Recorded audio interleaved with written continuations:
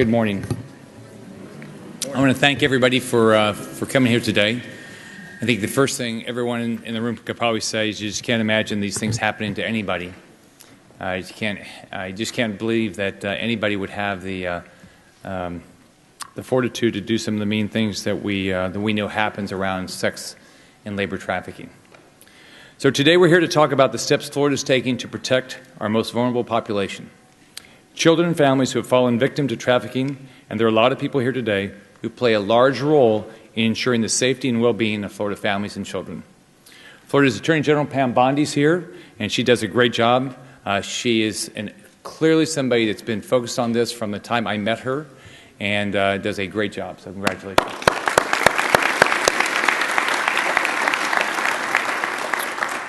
Christy Daly, Deputy Secretary of the Department of Juvenile Justice, is here on behalf of Secretary Wansley Walters. They do a great job. Christy does a great job. I can tell you everybody I've met at DJJ is very focused on doing the right thing.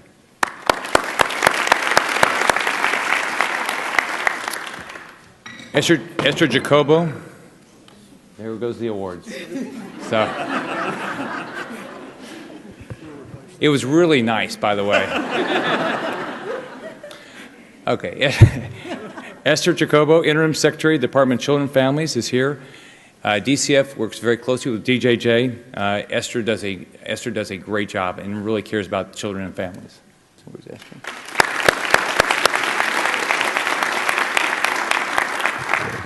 Commissioner Jerry Bailey, Florida Department of Law Enforcement, is here today. Florida is making great strides in crime prevention, and that's thanks to the great work of Commissioner Jerry Bailey and the entire FDLE team.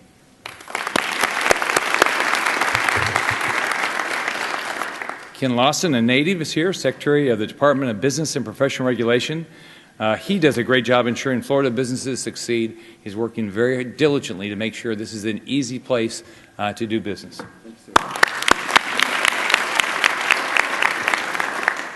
And Jesse Panuccio is here, the Executive Director of the Department of Economic Opportunity. He's on a roll. He's had this job, I think, since January, and he is either unemployment's either stayed steady or gone down every month. So he's committed to me. He's going to continue that effort. Our results. Now, as a father of 2 daughters and now a grandfather of 3 grandsons, I take the health and safety of Florida's families and children very seriously. And we've made great progress in the last 2.5 years of making our communities safer. Recently, FDLE reported that we're at a 42-year low in our crime rate, and that's because of the efforts of a lot of people in this room, but whether it's our state attorneys, whether it's FDLE, our Sheriff's Department, our DOC, our police, all of our communities are making an effort. If you think about why people want to move and live in our state, it's because of our low crime rate. Additionally, our recidivism rate, or the rate by which offenders return to prison, has decreased from nearly 34% to 27% in the last 5 years. So DOC is doing a great job.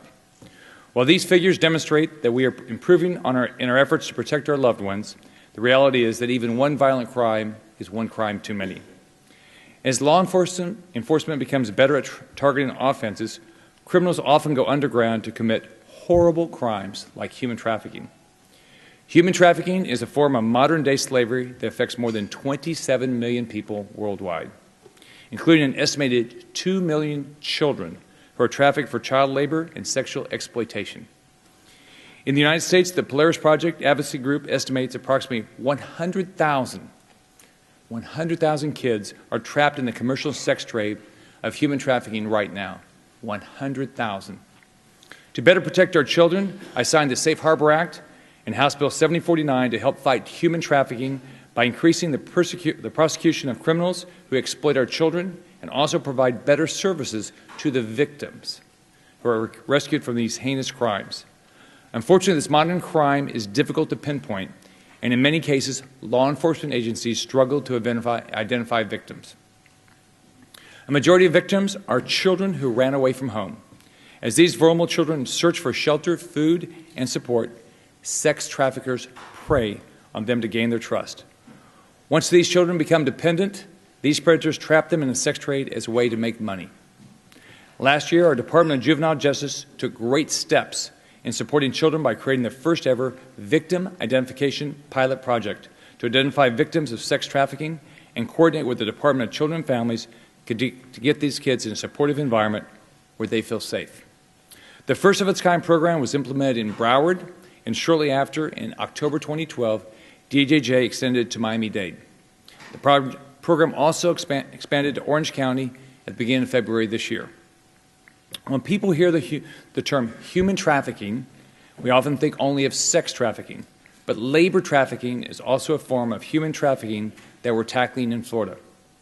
Labor traffickers use many of the same tactics as sex traffickers to force people to work against their will, often forcing them to work as domestic servants, agricultural harvesters, and factory workers. In most cases, victims live in deplorable conditions, are treated poorly, and receive little or no pay for the work they do, leaving them unable to support themselves or clearly unable to support their families. Secretary Lawson and his team at the Department of Business and Professional Regulation have instituted training courses for DBPR inspectors and investigators to recognize signs of labor trafficking in Florida businesses. To date, 119 employees have been trained. We're joined here by someone very special and clearly very courageous.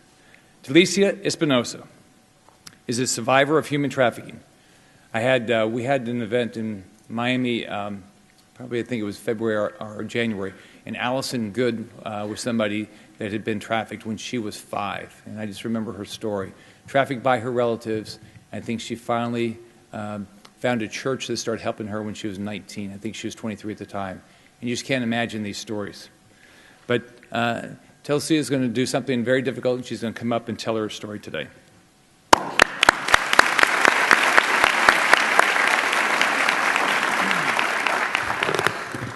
Hello.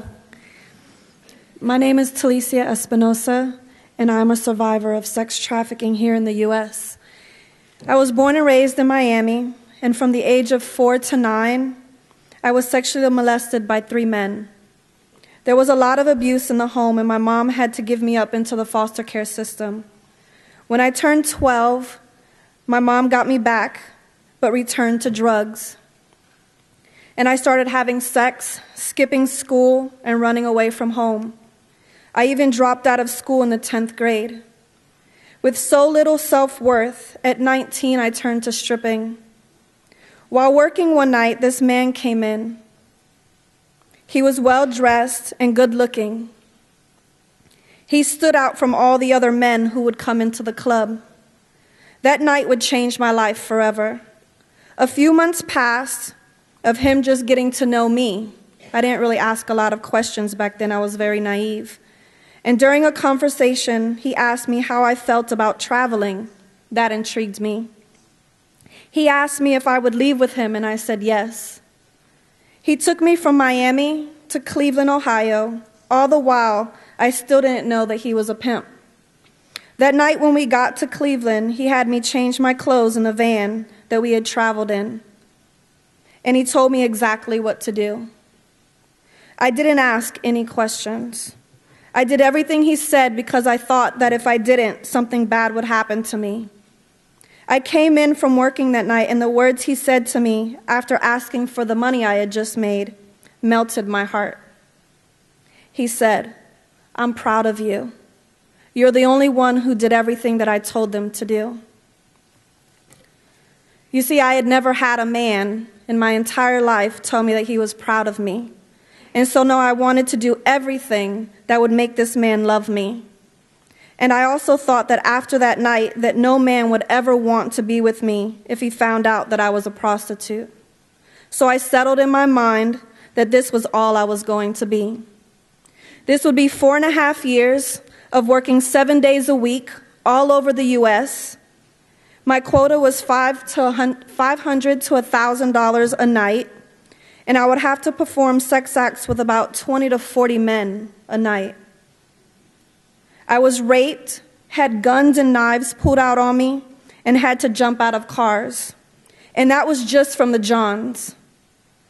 I also had been beaten by my pimp, and he would break me down by his words.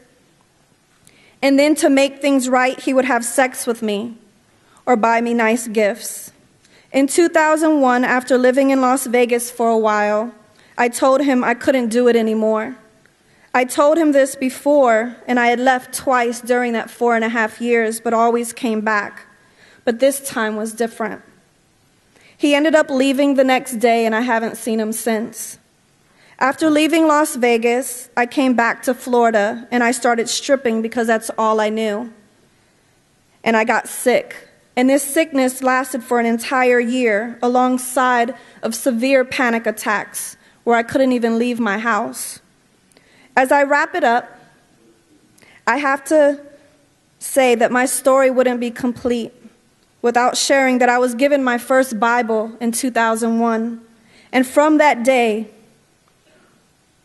my life has never been the same. My faith in God has truly gotten me through. And today I stand before you healed and strong because of my faith and the support that I have had. And so I thank you all for coming today, because it shows that you care about wanting to put an end to human trafficking here in the U.S. and abroad. Thank you.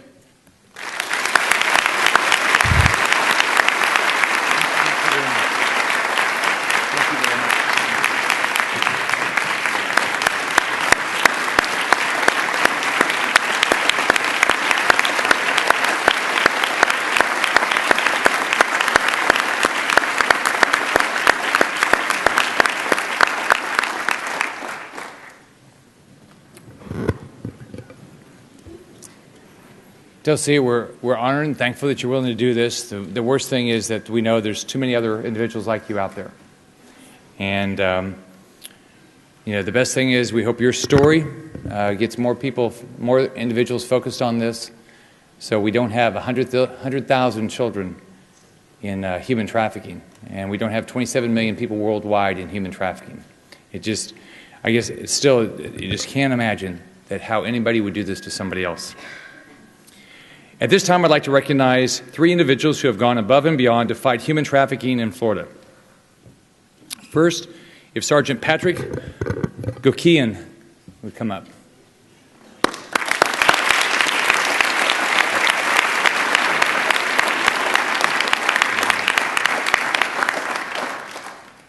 How did I do with the pronunciation? Gookin. You did fine. Gookin? Is it Gookin? It's Gookin.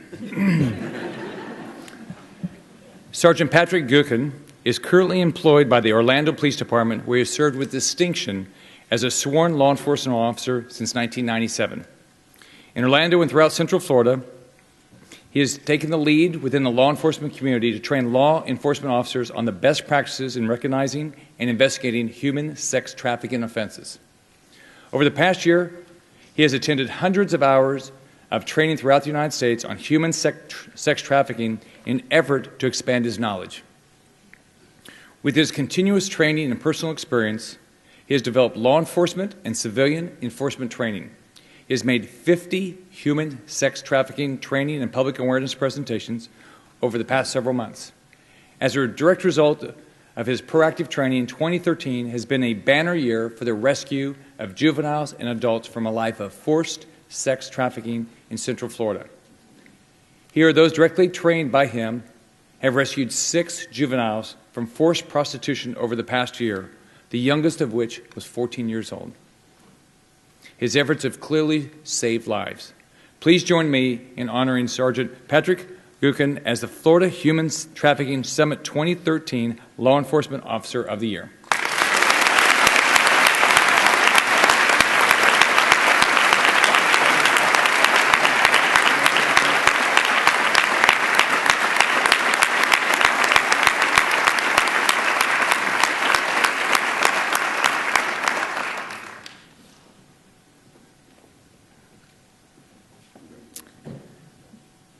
Next, Dottie Grover Skipper. There's Dottie.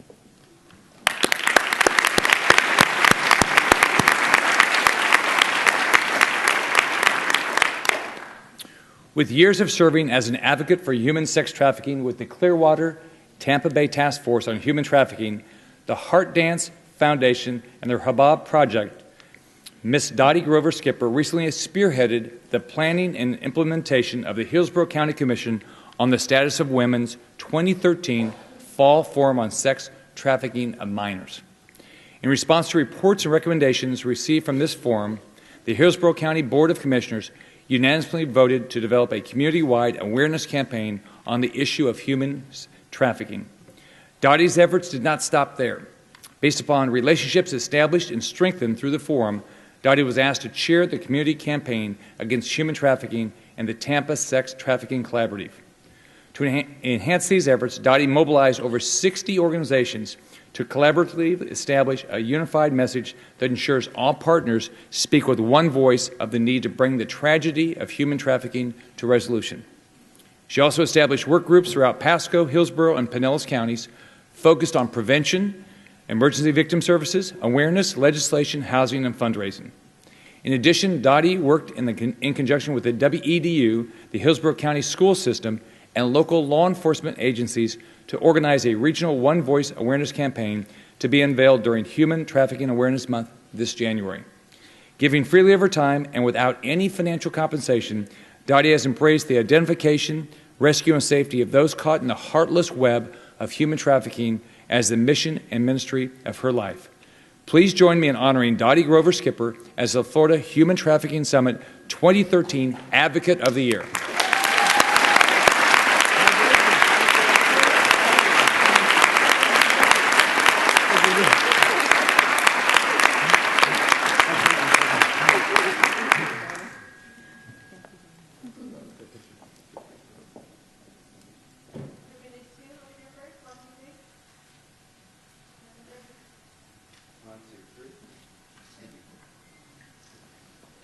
And it's Groover, not Grover. I hope the last one, Harris, is easier. Okay, Stacy, if you'll come up. Dottie, congratulations. I'm sorry I messed up your name.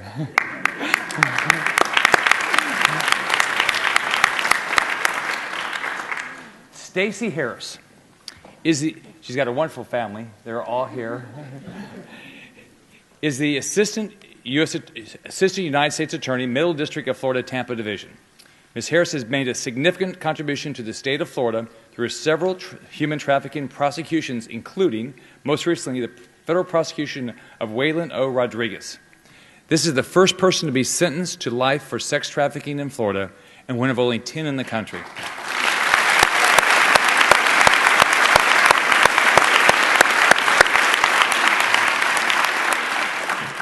Rodriguez was a manipulative, violent pimp who preyed upon young girls, forcing them to prostitute themselves. Once these young girls were in his control, they were unable to escape due to constant surveillance and threats of violence from Rodriguez. And his most trusted prostitutes, women, he also controlled through horrible acts of violence. His reign of violence and criminal activity spanned from Central Florida up through Charlotte, North Carolina.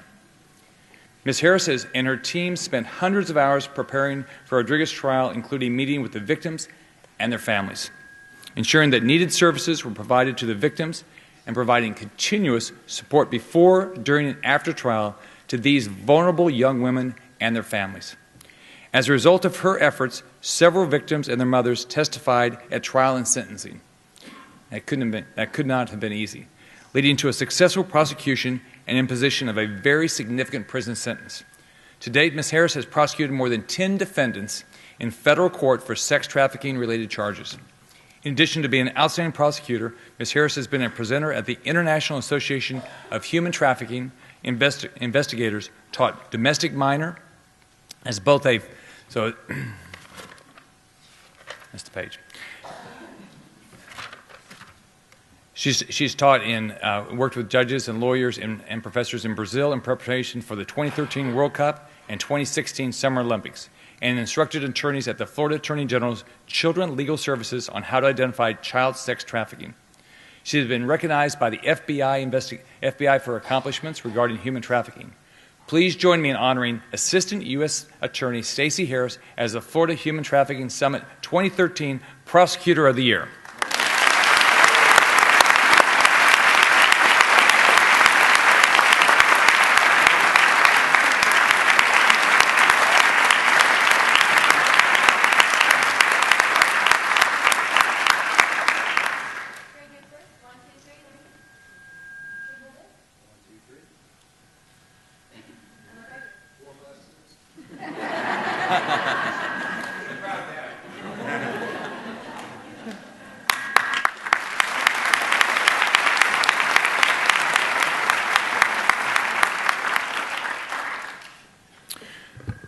So as a father, now grandfather, I have three little grandsons now. The latest is 9 days old. And Governor, yeah, there's nothing better than having, and grandkids are a lot easier. I will continue to work to support the most vulnerable among us, and I thank all the people here today for what you're doing. You know, we've got to have an impact on this. You just can't imagine you have another a story like this. You just can't imagine. Now it's my distinct honor to introduce your Attorney General. Pam Bondi and I met. We both ran for the first time ever in 2010. I've gotten to work with her for a little over 2.5 years. She's done a great job. She clearly cares about everybody in our state. This issue on human trafficking has been an issue that she's focused on since the campaign, probably before. But she just does a great job. So it's my distinct honor to introduce your Attorney General, one of the best, if not the best Attorney Generals in the entire United States, Pam Bondi. How's that?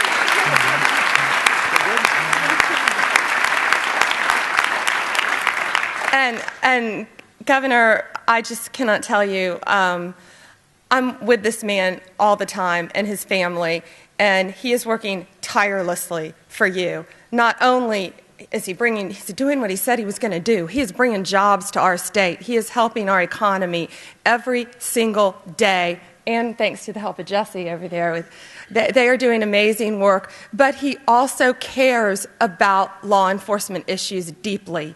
And that's why he is so committed to our fight against human trafficking. And Governor, thank you so much. It brings tears to all of our eyes when we're looking. 3 years ago, no one was listening. And now look at this. I mean, look, so Governor, thank you so much for everything you've done. Thank you. And Stacey, you know, we can talk about her a lot, but I can tell you as a former prosecutor, what she's doing, these cases are so incredibly complicated. They are time-consuming. They are emotionally draining. And she has focused her life on saving victims. And you're one of my heroes. Thank you. And thank you. So, Governor, it was really about 3 years ago when I started learning about this problem. I didn't know how bad it was when I was a prosecutor. And I learned that to the calls to the National Human Trafficking Hotline in the entire country, we're number 3. And we said, I see Bridges of America, who we love. Thank you for what you do. Nodding. We're number 3 in the whole country. And we have to make that stop. And that's why in Florida, I'm with my counterparts all over the country, and here's what makes us different. We all work so well together. We work with our U.S. Attorney Lee Bentley. We work with our great law enforcement officers. FDLE, we couldn't do it without you. Esther, thank you for the job that you've taken on. Thank you so much. DJJ, thank you so much. Christy and Wansley. But this is a team effort, and it's state, local, and federal law enforcement officers, just like we tackled the drug issue, working together. And that's why I met, it was about 2.5 years ago, and I was in New York, Talisa, and I met a victim of human trafficking. And she was trafficked for years, all throughout her high school years, and it changed my life. And you speaking here today, you're changing people's lives. And I know this is so hard for you to do this, but you are truly, truly, by getting the message out there that you're a survivor, you're not a victim. And that's what makes us so proud to have you. Thank you so much for what you do. Thank you.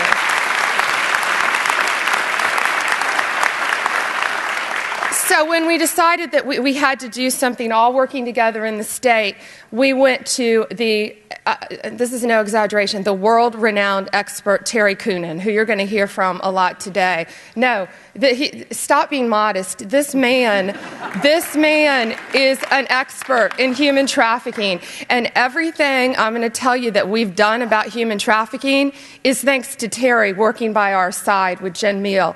You have been an amazing partner with us, and And, you know, I think when you have no agenda other than to save lives and you go in there, and that's what all these people here are about, that's why all of you are here today. I mean, I cannot thank you enough, because when I used to talk about human trafficking, people would say, what, does that really happen in our state? And just like the governor said, these are runaways. I mean, a lot of them some of them are illegal aliens who have come into our country and have no place to go. But sadly, Talisa, your story is that's what we hear. A lot of kids have been bumped around from foster care to foster care in other states, and they come to Florida. And for some reason, everybody wants to end up in Florida. And they have nowhere to go, and so they start working at strip clubs. They're not prostitutes, they're victims.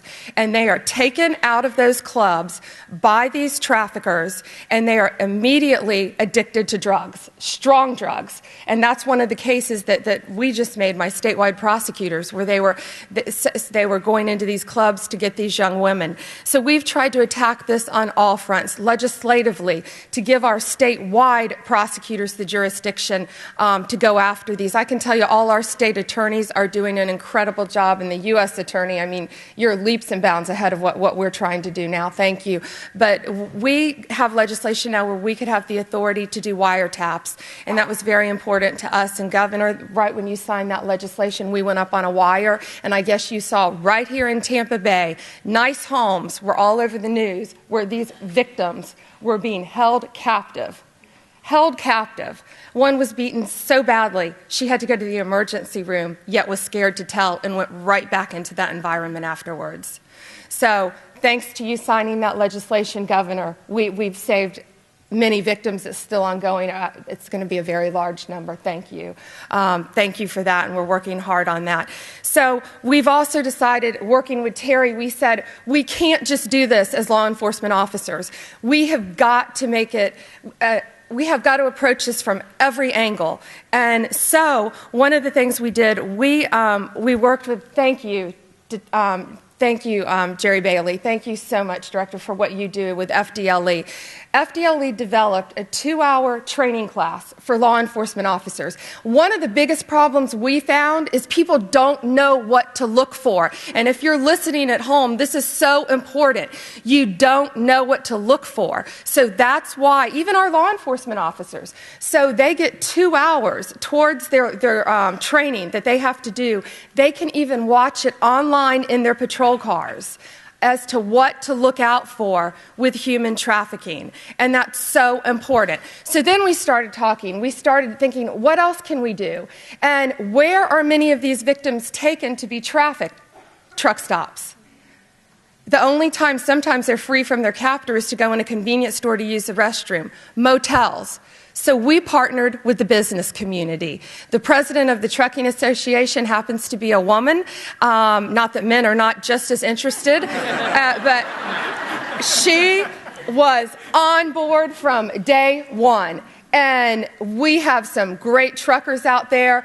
They have all joined forces, and they are now our eyes and ears at truck stops, knowing what to look for. So then we went to the convenience stores. They're our partners. We went to the hotel, motels, where these young women are taken often. And it's boys too, but it's mainly women, young girls. And so we've partnered with the business community because we have to do this together. So then we started thinking, parents. Many of these kids are being recruited online. So we just released, last week, you're going to see billboards all over the state of Florida. There are going to be billboards, there are going to be mall displays, there are going to be bus stops, there are going to be at shelters, teaching parents about the internet. We have a pledge. You can go on myfloridalegal.com. This sounds minor, but it's not. It's a pledge. You print it, you cut it out, and you tape it to your child's computer. And they pledge. And every time they look at that computer, they pledge that they are not going to talk to anyone on the internet without talking to their parents first. And they sign that promise. Their parents sign it. They tape it on their computer. So we're educating parents as well. And we have to bring the community in, and that's the only way we are going to be able to fight this. I could talk all day, and I'm just thrilled that thank you all for being here and supporting this. Governor and I used to say the movie Taken. People used to think that was just a movie, and that's how it happens. Girls are addicted to drugs, but it's happening in our country, and you don't have a father running in at the end saving the day. So that's why we have to do it, and our great law enforcement officers have to do it, because that's what's happening, and that's what we're fighting for, to protect our kids. I'd like now to introduce Christy Daly. Christy has been working in the field of juvenile justice for over 16 years. Wow. Wow. And she is just committed to helping at-risk youth, and that's what she has dedicated her career to. So Deputy Secretary of DJJ, Christy Daly, thank you so much for being here and everything you do.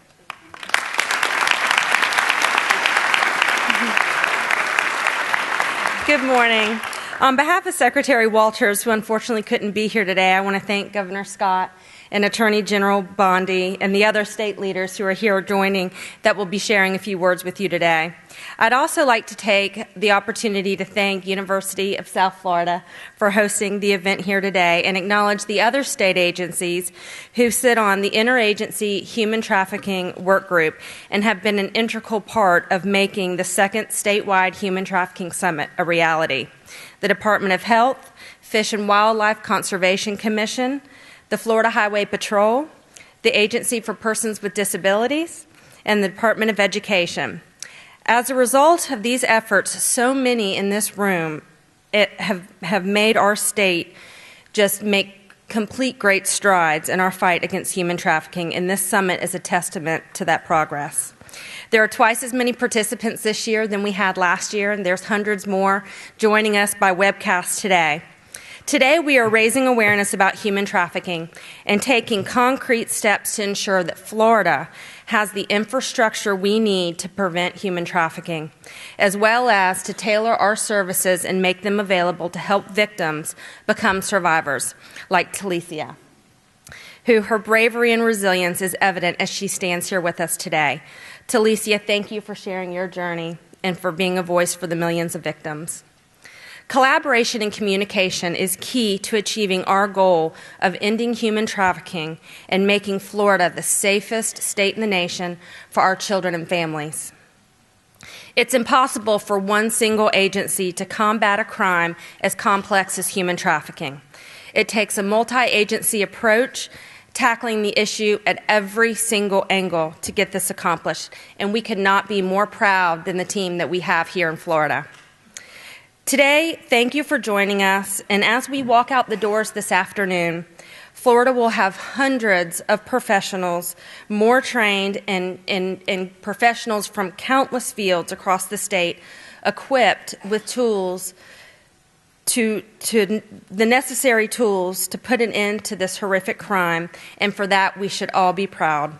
And now it is my honor to introduce to you the Department of Children and Families Interim Secretary Esther Jacobo.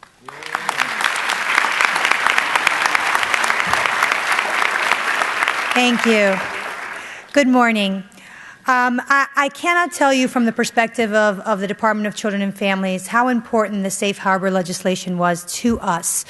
For many years, those of us who worked in child welfare and with foster children knew that there was an issue involving our children in care, and those are children that were called runaways. And where would they run? They ran many times to pimps and johns. And this problem is not a new problem. But by signing the safe harbor legislation, it was like opening a door, like the sun shining in for us, because now everyone knew and the public was aware that these children are not prostitutes. They're not criminals. They are victims, and they are children that need our wraparound services and need to be helped. And by educating and signing this bill into law, we are now able to treat these children as the trauma victims that they are and try to put in the right interventions to help them. So I too want to thank the governor for signing that bill into law and making it possible for us to really help thousands of children in Florida through our system of care. So let me tell you just in a couple of minutes what it is that we've done since the last year that we were here. In each of our regions, our leadership has partnered with law enforcement through the task forces and with all of our community partners, including our community-based care agencies, to not only identify the issues involving human trafficking for children, but also to identify the right interventions, and that's been a challenge, and we continue to work on that challenge. Some of the other things that we have done is at our headquarters put in a robust way of tracking the number of children in our care and who come into our care that have been trafficked or commercially sexual exploitation of children. That data and information is helping us to target the communities in which the problem is the biggest problem and to develop the right intervention in those communities. We're looking to be guided by research, so we're very happy to have our experts here. And as many of you know, this is an ongoing issue in terms of what the right interventions are. And of course, from the department's perspective, we have several different charges. One is to help law enforcement identify, to make sure that these exploiters are away from our children, and whatever we can do in that regard, we try and do, and we work very closely with FDLE and many of the other law enforcement agencies and state attorney's office and statewide prosecutors across the state. But our biggest charge is to make these children whole, to try and heal these trauma wounds that have happened to them, and we continue to do that with some of our wonderful experts, some of them which are here. I see the folks from Christie House up there. I see many of our partners here, and I am just so thankful to be part of this wonderful team. While placement options for these victims continue to be a challenge for us, and we are working hard to make sure that we develop more, we are very encouraged by all of the public awareness and support, and frankly from the support from our governor and from all of our agencies and our sister agencies who are here today, and from you being here to carry the word out, to help us find solutions and to make sure that the rest of our folks in Florida are aware. So I will end with saying that I am very encouraged. I think that we have taken enormous steps into stopping this horrible blight on our society. And as the governor said, those who would, hurt children don't deserve any of our sympathy. Those who would hurt children deserve nothing but our wrath, really. But our biggest point at the Department of Children and Families is to make sure that those children that are hurt are then healed. So thank you. And now I would like to introduce our great partner with FDLE, Commissioner Gerald Bailey.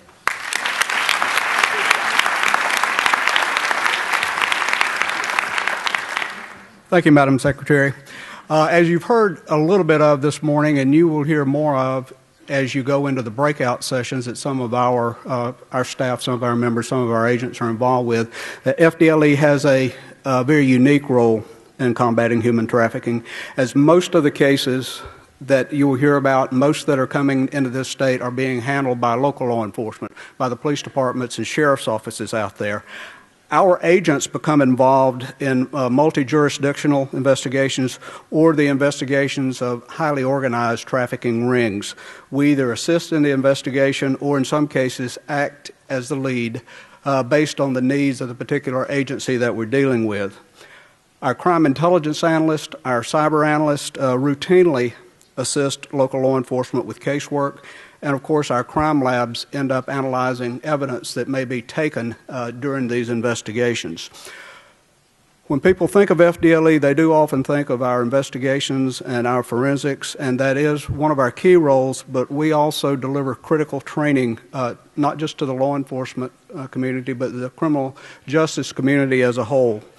For the past 7 years, our basic recruit training, all those officers coming through, going through the training and becoming sworn officers in the state, have had a human trafficking component as a part of that basic training. But just very recently, just a few months ago, in conjunction with Attorney General Bondi, we introduced the online course that she talked about just a few minutes ago. That course is designed really for two things. It's a refresher for those people, those officers that have come through since 2006, but it also takes in training for those that are a lot of us still on the street that became officers before 2006. In addition to that, the agencies themselves are doing a lot of internal training on the issue. And we stand by that. We're certifying some of that training as part of their ongoing training for the Criminal Justice Standards and Training Commission. Some of it they're just doing on their own.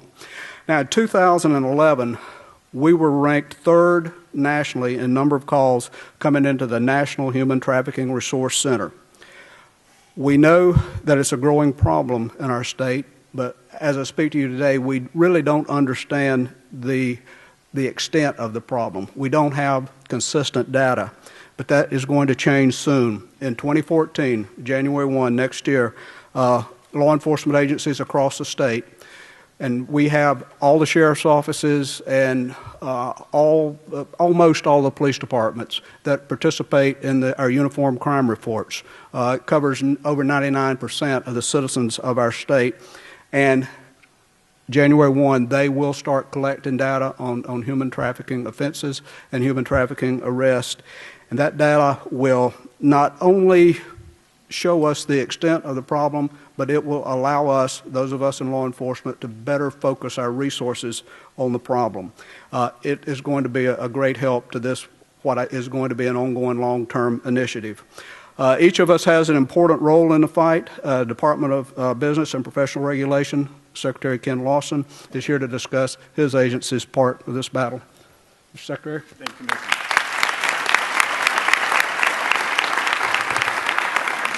Good morning. How are y'all doing? Good morning. Good morning. Governor, AG, thank you for your leadership. At my department, we license more than 1 million professionals and businesses. And we're not just regulators, but we share information with our licensees. And when we inspect these licensees, my people look for indication of human trafficking. My folks have been trained, and they understand this is a huge problem across our state. And with my department, we're committed to doing our part to solve the problem. We are proud to serve Florida in this way through our inspectors, and also proud to work with Jesse Panicio, the Executive Director of the Department of Economic Opportunity. Jesse, please. All right. Thank you, Secretary. It's an honor to be here with you today and also with Governor Scott and General Bondi and all of the other agency heads. It's particularly an honor to be here with Talicia. Thank you for sharing your story. I note that you said that nobody had told you early in life that they were proud of you. I think everyone in this room is very proud of you today, so thank you for doing that. I'm batting cleanup, so I'll be mercifully brief, but I do want to say that at DEO and also at DBPR, we deal with the other side of human trafficking, and that is labor trafficking.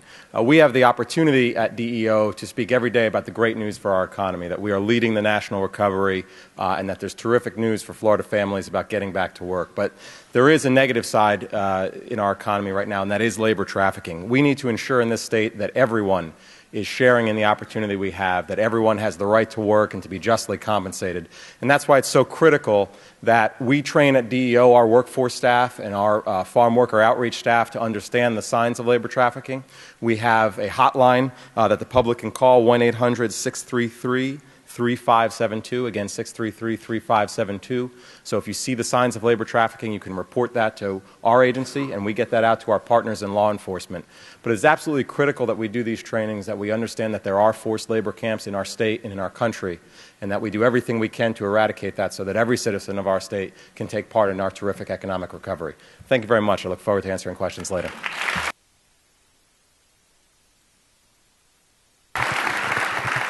Now we have Dean Srovich, hope I didn't mess that name up, from right here at USF, who is very focused on making sure that we know what the right things to do are. And I will compliment everybody, including, I don't know if President Ginshaft is here, but USF does a great job in a lot of areas. So, Dean. Good morning. It's my pleasure to welcome you to the University of South Florida. You should know that Princeton Review and Sierra Magazine consider this university one of the top environmentally friendly universities in the nation. So, welcome. We are particularly pleased to have Governor Rick Scott with us today, as well as all these other distinguished panelists, our speakers today. We hope you all pick up foam fingers on your way out. As the Dean of the College of Behavioral and Community Sciences, we are excited to partner with the Department of Juvenile Justice and other state agencies to educate such a diverse array of professionals on the critical issues of human trafficking. Our college prides itself in preparing current and future service professionals, and it is our goal to educate these students and help them grow as practitioners so that they can do all our part to improve the quality of life, health, and safety of all Floridians. At this time, I'd like to introduce our very honored guest, our Professor Terry Koonin. He's the Executive Director of the Florida State University Center for the Advancement of Human Rights. Professor Koonin will moderate a panel discussion with Florida leaders on the collaborative efforts to combat human trafficking in our state. Welcome, Professor Koonin.